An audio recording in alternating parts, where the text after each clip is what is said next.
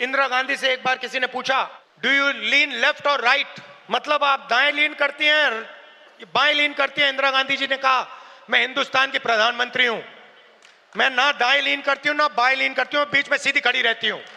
ये हमारे जो नए प्रधानमंत्री हैं, ये सीधा सामने मत्था टेक देते हैं। कहां गई 56 इंच की छाती? कहां छुप गए हैं? और आजादी से पहले एक बात याद रखिए, भूलिए मत, आजादी में हम सिर्फ अंग्रेजों से नहीं लड़े थे, हम अंग्रेज और आरएसएस की विचारधारा के खिलाफ लड़े थे। जिस दिन कॉन्स्टिट्यूशन लागू हुआ था, जिस दिन यह किताब लिखी गई थी, उस दिन इस कॉन्स्टिट्यूशन के खिलाफ आरएसएस ने रामलीला मैदान में इस कॉन्स्टिट्यूशन को जलाया था। सालों के लिए आरएसएस ने तिरंगा को सलूट नहीं मारा था। कुछ साल पहले एक जर्नलिस्ट मेरे से मिलने आए, या मुशर्रफ जी या नवाज शरीफ के मित्र थे, और उन्होंने मुझे बताया कि उन्होंने नवाज शरीफ या मुशर्रफ जी से कहा था कि अगर आप हिंदुस्तान और पाकिस्तान के बीच में शांति लाएंगे तो पूरी दुनिया आपका नाम याद करेगी। और उस टाइम जब जर्नलिस्ट ने कहा था, मुझे एक बात याद आई थी। जैसे ही उसके मुंह से ये शब्द निकले थे, मेरे दिमाग में ये बात उठी थी कि मैं छोटा सा बच्चा था, 7-8 साल का,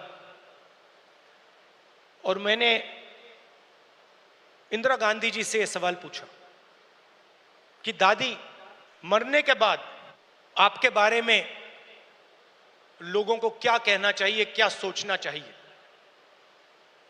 जानते हो इंदिरा गांधी जी ने क्या जवाब दिया, जो मुझे आज तक परफेक्ट जवाब लगा। उन्होंने कहा, राहुल, मैं अपना काम करती हूं, मरने के बाद लोग मेरा क्या सोचें क्या ना सोचें, मुझे कोई फर्क नहीं पड़ता है। मुझे इंटरेस्ट अपने काम से है, और अगर पूरी दुनिया मेरे मरने के बाद मुझे भूल जाए, वो भी मेरे लिए मंजूर है, अगर मैंने अपना काम पूरा किया। तो यही मेरी सोच है। लोग क्या सोचेंगे क्या नहीं सोचेंगे, मुझे कोई फर्क नहीं पड़ता। सच्चाई क्या है और मुझे क्या करना है, वो मैं करना चाहता हूं।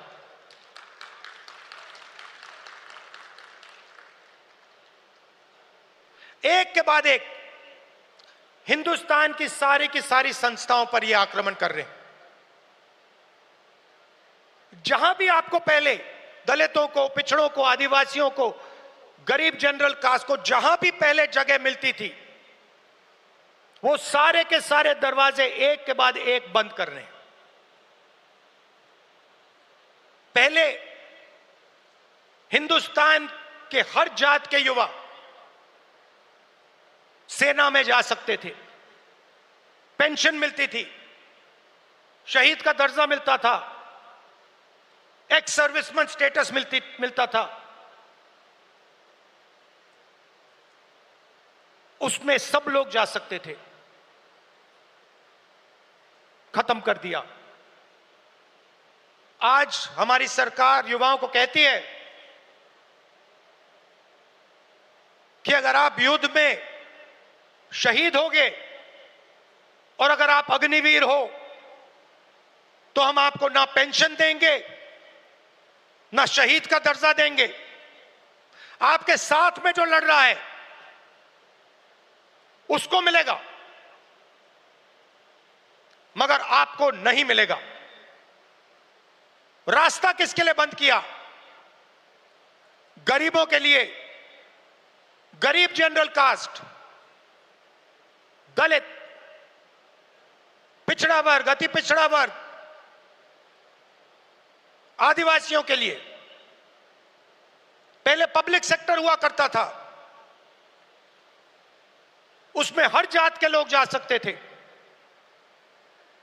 स्टील अथॉरिटी इंडिया, BHEL,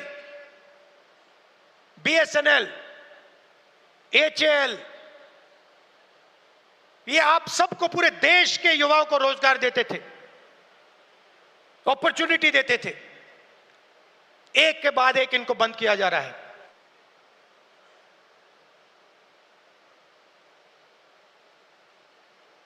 और किसको दिया जा रहा है? अदानी और अंबानी को। आप अदानी जी की कंपनी की लिस्ट निकालिए, मैनेजमेंट टीम की लिस्ट निकालिए, अंबानी जी की मैनेजमेंट टीम की लिस्ट निकालिए, बाकी कॉर्पोरेट्स की मैनेजमेंट लिस्ट निकालिए, आपको एक दलित, एक आदिवासी, एक पिछड़ा वर्ग का नहीं मिलेगा। और हिंदुस्तान के सारे airport, ports, defence industry, cement industry, जो भी चाहते हैं अदानी जी को। छत्तीसगढ़ में माइन चाहिए, बस्तर में माइन चाहिए, मिलेंगी। झारखंड में माइन चाहिए, बिहार में माइन चाहिए, मिलेगी। बंबई का एयरपोर्ट चाहिए, ले लो। लखनऊ का एयरपोर्ट चाहिए, ले लो। डिफेंस इंडस्ट्री चाहिए, ले लो। HAL को परे करो, BHEL को परे करो, बनाओ जो बनाना है। तो सारा का सारा धन, सारी की सारी अपॉर्चुनिटीज 90% से छीनी जा रही है। मगर सच्चाई है कि आर्थिक तूफान आने वाला है। कोविड आया था, नरेंद्र मोदी जी ने थाली बजवाई, मोबाइल फोन की लाइट दिखवाई। अब आर्थिक तूफान आ रहा है, सामने है। करोड़ों लोगों को नुकसान होगा। 50 साल से सबसे ज्यादा बेरोजगारी आज है। कहां गए नरेंद्र मोदी? कहां छुप गए हैं? कहां गई 56 इंच की छाती?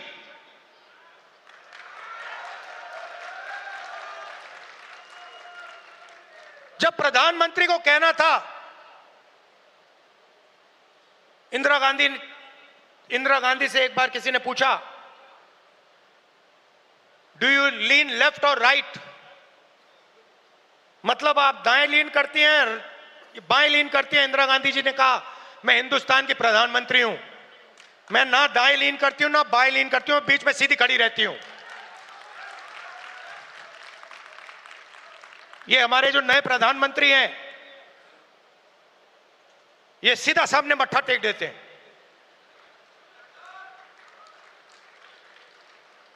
सच्चाई है हिंदुस्तान की, और विचारधारा की लड़ाई है।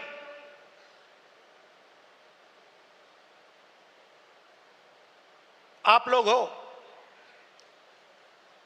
हो सेना, बब्बर शेर। देश तंग आ गया है, आप देखना। और इनको सिर्फ कांग्रेस पार्टी रोक सकती है, बाकी पार्टियां नहीं रोक सकती हैं, आप देखना। क्योंकि यह विचारधारा की लड़ाई है। जिस पार्टी के पास विचारधारा नहीं है, क्लैरिटी नहीं है, वो बीजेपी, RSS के सामने नहीं खड़ी हो सकती। जिस पार्टी के पास विचारधारा है, वो ही RSS और बीजेपी का मुकाबला कर सकती है, और वो ही RSS और बीजेपी को हराएगी। और आजादी से पहले एक बात याद रखिए, भूलिए मत, आजादी में हम सिर्फ अंग्रेजों से नहीं लड़े थे, हम अंग्रेज और RSS की विचारधारा के खिलाफ लड़े थे। ये सारे जो RSS के लोग हैं, इनकी विचारधारा फ्रीडम स्ट्रगल की विचारधारा नहीं है। जिस दिन कॉन्स्टिट्यूशन लागू हुआ था, जिस दिन यह किताब लिखी गई थी, उस दिन इस कॉन्स्टिट्यूशन के खिलाफ आरएसएस ने रामलीला मैदान में इस कॉन्स्टिट्यूशन को जलाया था। सालों के लिए इस कॉन्स्टिट्यूशन में लिखा है कि हमारे देश का जो झंडा है वो तिरंगा होगा। सालों के लिए आरएसएस ने तिरंगा को सलूट नहीं मारा था। यह सच है। आज जो भी कहें उनकी विचारधारा कॉन्स्टिट्यूशन के खिलाफ है। वो लोकतंत्र को खत्म करना चाहते हैं। वो हिंदुस्तान की सारी संस्थाओं को कंट्रोल करना चाहते हैं और अंबानी अदानी को हिंदुस्तान का पूरा धन पकड़ाना चाहते हैं।